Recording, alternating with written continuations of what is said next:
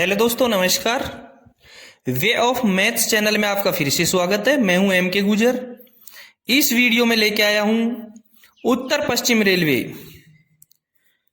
पश्चिम railway की G&SR सामान्य एवं सहायक नियम पुस्तिका की करेक्शन स्लिप 62 नंबर की करेक्शन स्लिप इस वीडियो में लेके आया हूं उत्तर पश्चिम रेलवे की, जो 5 जून 2024 को जारी की गई है। उसका विस्तृत विवरण इस वीडियो में लेके आया हूं। इससे पहले की वीडियो में 61 नंबर की करेक्शन स्लिप थी। सभी जो करेक्शन स्लिप्स हैं उनका लिंक डिस्क्रिप्शन में दिया हुआ है, वो आप जरूर देखें। अब 62 नंबर की जो करेक्शन स्लिप है उसका विस्तृत विवरण मैं इस वीडियो में लेके आया हूं। दोस्तों, एक बात बता दूं मैं कि G&SR के सहायक नियम 1.02 के बिंदु 5 के अनुसार G&SR के सहायक नियम 1.02 के 5 के अनुसार प्रमुख मुख्य परिवहन प्रबंधक अपने पद के आधार पर प्राधिकृत अधिकारी है एवं वे सहायक नियमों को जारी, संशोधन, परिवर्तन अथवा निरस्त करने के लिए सशक्त है। एक बार फिर से बता दूं मैं आपको कि G&SR में सहायक नियमों को जारी करने के लिए, संशोधन करने के लिए और परिवर्तन अथवा निरस्त करने के लिए प्राधिकृत अधिकारी है, वो है PCOM, प्रमुख मुख्य परिवहन प्रबंधक, सहायक नियम 1.02 के 5 के अनुसार। दूसरा, सहायक नियम 1.02 के 55 के 2 के अनुसार, सहायक नियम 1.02 के 55 के 2 के अनुसार साधारण नियम जारी करने तथा उनमें संशोधन करने का अधिकार भारत सरकार यानी रेलवे बोर्ड को है और सहायक नियम जारी करने तथा उनमें संशोधन करने का अधिकार महाप्रबंधक को है। सहायक नियम जारी करने का प्राधिकार केवल प्रमुख मुख्य परिचालन प्रबंधक को है। ये प्राधिकार अन्य किसी अधिकारी को नहीं दिया गया है। सभी संशोधन पर्चियों द्वारा अधिसूचित किए जाएंगे और वो ही पर्चियों में इस पर्ची का नंबर है 62 नंबर की पर्ची, संशोधन पर्ची इस वीडियो में है। दोस्तों, 62 नंबर करेक्शन स्लिप में जो विशेष परिवर्तन किए गए हैं वो 2 परिवर्तन है। मैं आपको पहले संक्षिप्त विवरण बता देता हूं उसका। देखें, पहला जो परिवर्तन है वो पेज नंबर 252 पर, G&SR के पेज नंबर 257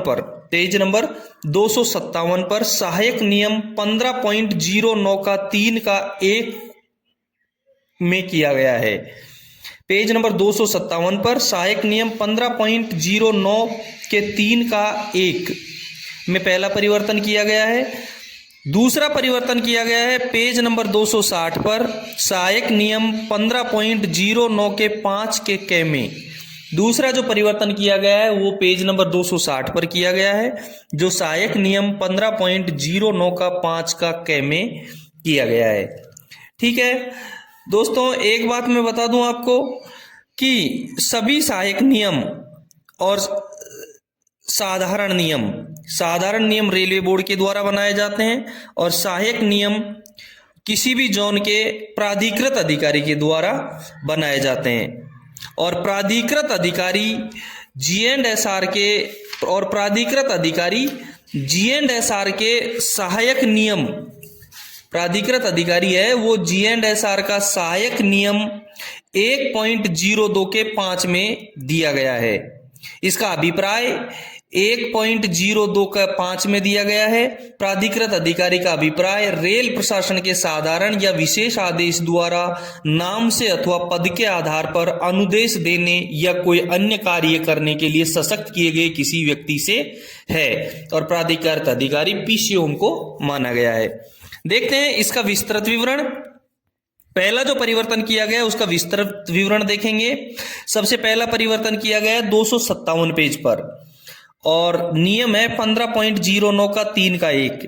पहले मैं आपको बता देता हूं कि सहायक नियम 15.09 का 3 में क्या दिया गया है। सहायक नियम 15.09 के 3 में अस्थायी इंजीनियरिंग इंडिकेटर दिए गए हैं। 15.09 का 3 में अस्थायी इंजीनियरिंग इंडिकेटर दिया गया है। इसमें लिखा है, आप स्क्रीन पर देख सकते हैं, यदि ऐसे कार्य जो उसी दिन समाप्त न हों, जिस दिन आरंभ किए गए हों और जिनके कारण दिन और रात में दोनों समय गाड़ियों को सावधानी से चलाने की आवश्यकता हो, तो सहायक नियम 15.06 के अंतर्गत जिम्मेदार इंजीनियरिंग अधिकारी निम्नलिखित इंडिकेटर प्रदर्शित करने का प्रबंध करेगा। सहायक नियम 15.6 में अधिकारियों की जो जिम्मेदार अधिकारी हैं उनका विवरण दिया गया है। ध्यान रहे 15.09 का 3 में परिवर्तन किया है। इसमें लिखा है कि ऐसे जो कार्य हैं जो दिन में प्रारंभ कर दिए लेकिन उसी दिन समाप्त नहीं हो रहे हैं, तो जो जिम्मेदार अधिकारी है इंजीनियरिंग अधिकारी, वो क्या कौन कौन से इंडिकेटर प्रदर्शित करने का प्रबंध करेगा। पहले नंबर में जो दिया गया है जिसमें आपका परिवर्तन है वो देखेंगे, देख रहे हैं आप स्क्रीन पर लिखा है, एक चित्र दिया गया है चेतावनी संकेतक, और उसके ऊपर लिखा है कि पहला इंडिकेटर उस स्थान से जहां कार्य चल रहा है 800 मीटर की दूरी पर लगाया जाएगा जहां से वास्तव में गति की पाबंदी आरंभ होनी है। जहां से काम आरंभ होना है, जहां से गति, जहां से कौशन लगा हुआ है वहां से 800 मीटर की दूरी पर लगाया जाएगा। परंतु बड़ी लाइन पर जब गाड़ियों को बिल्कुल रुकना होता है तो ये दूरी 800 मीटर से बढ़ा करके 1200 मीटर रखी जानी चाहिए। यानी कि ब्रॉड गेज में, मीटर गेज में 800 मीटर और ब्रॉड गेज में ये दूरी कितनी रखी जाएगी, बड़ी लाइन पर जब गाड़ियों को बिल्कुल रुकना होता है तो ये दूरी 800 मीटर से बढ़ाकर 1200 मीटर रखी जानी चाहिए। ये इंडिकेटर ठीक वैसा होगा जैसा चित्र में दिखाया गया है, और ये क्षैतिज स्थिति में पीले और काले रंग का 1400 mm लंबा और 400 mm चौड़ा बोर्ड होगा। बिल्कुल स्पष्ट दिखाया गया है, चित्र में आप देख रहे हैं 1400 mm तो लंबा है और 400 mm चौड़ा है। इसका सिरा एक मछली की पूंछ के जैसे कटा हुआ और दूसरा सिरा नुकीला होगा। ये बोर्ड 2 मीटर ऊंचे खंबे पर लगाया जाएगा, और वो खंबे की 2 मीटर की कहां से ली गई है ऊंचाई, पटरी की सतह से बोर्ड के निचले भाग तक 2 मीटर होना जरूरी है, और खंबे को 300 mm ऊंची सफेद काली पट्टियों से रंगा जाएगा। ये इसमें कोई परिवर्तन नहीं किया गया है। अब जो परिवर्तन किया गया है वो आप देखो आगे की जो 3 लाइन है उनमें लिखा गया है, ये इंडिकेटर स्थायी और अस्थायी दोनों प्रकार की गति प्रतिबंधों के लिए लगाया जाएगा। और जब अस्थायी गति प्रतिबंधों के लिए प्रयोग में लाया गया वो तो रात्रि के समय आती हुई गाड़ियों को क्षैतिज स्थिति में 2 पीली बत्ती दिखाएगा या उस पर चमकीला पेंट यानी फ्लूरोसेंट टेप लगाई जाएगी जो चमकती होगी, जो रात में चमकती है। ठीक है, इसको हटा करके इन तीनों लाइनों को, ये इंडिकेटर स्थायी और अस्थायी दोनों प्रकार की गति प्रतिबंधों के लिए लगाया जाएगा। यहां से इसको हटा दिया और इसकी जगह जो प्रतिस्थापित किया गया है या इसको संशोधन किया गया है, वो कौन सा संशोधित किया गया है ये देखें आप स्क्रीन पर आप देख रहे हैं कि इसमें लिखा है कि ये इंडिकेटर अस्थायी गति प्रतिबंधों के लिए लगाया जाएगा। पहले क्या था, स्थायी और अस्थायी दोनों प्रकार की लेकिन इसको अस्थायी के लिए लिख दिया गया है। इसको पहले अस्थायी भी था और स्थायी भी था, अब इसको केवल अस्थायी कर दिया गया है 62 नंबर की करेक्शन स्लिप से। ये इंडिकेटर अस्थायी गति प्रतिबंधों के लिए लगाया जाएगा और इंडिकेटर रात्रि के समय आती हुई गाड़ियों को क्षैतिज स्थिति में, रात्रि में आती हुई गाड़ियों को क्षैतिज स्थिति में 2 पीली बत्तियां दिखाएगा या उस पर चमकीला पेंट फ्लूरोसेंट टेप लगाई जाएगी। केवल इतना कर दिया गया है, तीनों लाइनों को बदल दिया गया है। पहले स्थायी और अस्थायी दोनों था, लेकिन अब इसको आप स्थायी नहीं पढ़ेंगे, केवल अस्थायी पढ़ेंगे, केवल इसको अस्थायी पढ़ेंगे। ठीक है, दूसरा जो परिवर्तन किया गया है वो परिवर्तन क्या किया गया है, पहले परिवर्तन में इतना परिवर्तन कर दिया, दूसरा जो परिवर्तन किया गया है वो 260 नंबर के पेज पर किया गया है। जो दूसरा परिवर्तन किया है वो 260 नंबर के पेज पर किया गया है। सहायक नियम 15.02 का 5 का क में, सहायक नियम 15.09 के 5 के क में आप देख रहे हैं स्क्रीन पर। सहायक नियम 15.09 का 5 स्थायी गति प्रतिबंध इंडिकेटर के लिए है। सहायक नियम 15.09 का 5 में स्थायी गति प्रतिबंध इंडिकेटर दिए गए हैं। इसको इसके कै में देखें, कै में क्या लिखा है, कै में लिखा है, कै में जो परिवर्तन किया गया केवल कै में ही परिवर्तन किया गया है।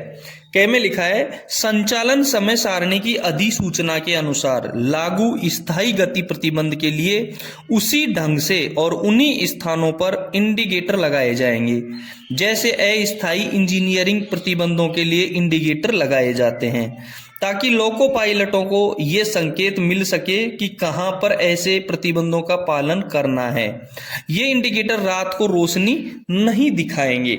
ये इसमें पहले दिया गया था करेक्शन स्लिप 62 से पहले।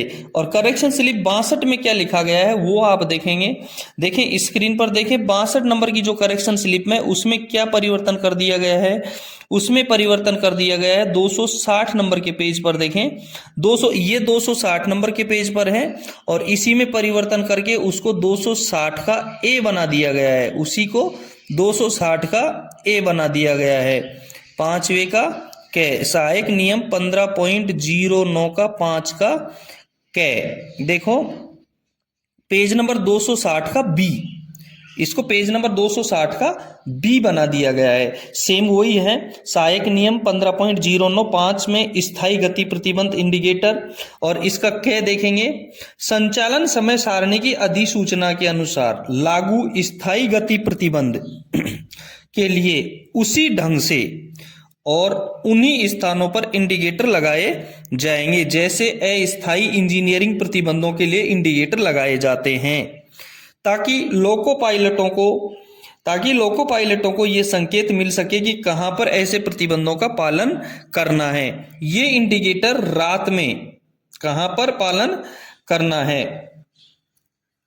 अब पहले वाले में था कि ये इंडिकेटर रात को रोशनी नहीं दिखाएंगे, यहां से चेंज कर दिया है। देख रहे हैं आप, पहले यहां जो हालांकि लिखा हुआ है वहां खत्म हो रहा था और वहां लिखा था ये इंडिकेटर रात को रोशनी नहीं दिखाएंगे, लेकिन इसे परिवर्तन करके लिख दिया हालांकि स्थायी गति प्रतिबंध के लिए लगाए जाने वाला चेतावनी संकेतक की आकृति अस्थायी गति प्रतिबंध के लिए लगाए जाने वाले सतर्कता संकेतक की आकृति से भिन्न नीचे दिखाए गए चित्र के अनुसार होगी।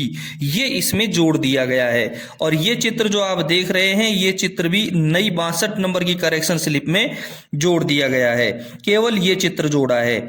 चित्र आप देख रहे हैं रेल तल है, रेल तल से 2000 मीटर 2000 mm ऊपर जो रेल की डंडी है उससे 2000 mm ऊपर एक बोर्ड है जिस पर 120 लिखा है, जो 120 लिखा हुआ है ये वही 1400 mm लंबा है, 1400 mm लंबा है और 400 mm चौड़ा है। मछली की पूंछ की तरह है, आगे से नुकीला है, इधर भी 700 और इधर भी 700 खंबे के ये चित्र जोड़ दिया गया है। बस 62 नंबर की करेक्शन स्लिप में ये चित्र जोड़ा गया है, इस चित्र के अनुसार दिखाया जाएगा। स्थायी गति प्रतिबंध के लिए जो चेतावनी संकेतक है ना वो इस तरीके से लगाया जाएगा। अस्थायी वाला 256 के अंदर दिखाई रखा था, अस्थायी गति प्रतिबंध गति संकेतक 257 नंबर के पेज पर अभी बताया था कि वहां स्थायी को हटा करके केवल अस्थायी कर दिया था कि वो अस्थायी के लिए वो लगेगा और स्थायी गति प्रतिबंध यदि लगेगा स्थायी गति प्रतिबंध के लिए ये लगेगा। 257 पेज पर फिर से आप देखें स्क्रीन पर 257 नंबर के पेज पर यह चित्र दिखाया गया है गति संकेतक का, जिसमें 2 मीटर ऊपर केवल 10 लिखा हुआ है त्रिभुज के आकार का, 2 मीटर के ऊपर लिखा हुआ है जिसकी 1 मीटर चौड़ाई है और अक्सर 300 mm ऊंचे उभरे हुए हैं और 40 mm मोटे हैं। स्टील का जो ये फ्लैट है जो लगाया गया है 400 mm बाई 10 mm। ध्यान रहे 2 मीटर ऊपर रेल से ऊपर 2 मीटर ऊपर ये त्रिभुज के आकार का रहेगा, ये तो रहेगा अस्थायी का। और स्थायी का अब आप देख रहे हैं स्थायी गति प्रतिबंध का चेतावनी संकेतक है वो इस तरीके का रहेगा, 1400 mm लंबा है, 400 mm इसकी चौड़ाई है जिसपे 120 लिखा हुआ है। 120 गति प्रतिबंध को दर्शाने के लिए संख्या है जिसकी मोटाई 40 mm रहेगी। ठीक है, 1400 mm मछली की पूंछ की तरह पीला दिखाई दे रहा है। नीचे से जो नीचे का रेल तल से जो ऊंचाई रहेगी इसकी 2000 mm रहेगी, 2 मीटर रहेगी। ठीक है, ये परिवर्तन किया गया है। दोस्तों शायद मैंने समझाया वो परिवर्तन आपको समझ में आया है। ये थी 62 नंबर की करेक्शन स्लिप। और अगले वीडियो में अगला जो करेक्शन स्लिप या अपने विभागीय परीक्षा के जो पेपर हैं उनके साथ फिर से मिलेंगे। धन्यवाद। चैनल को सब्सक्राइब नहीं किया है तो एक बार चैनल को सब्सक्राइब जरूर कर दें।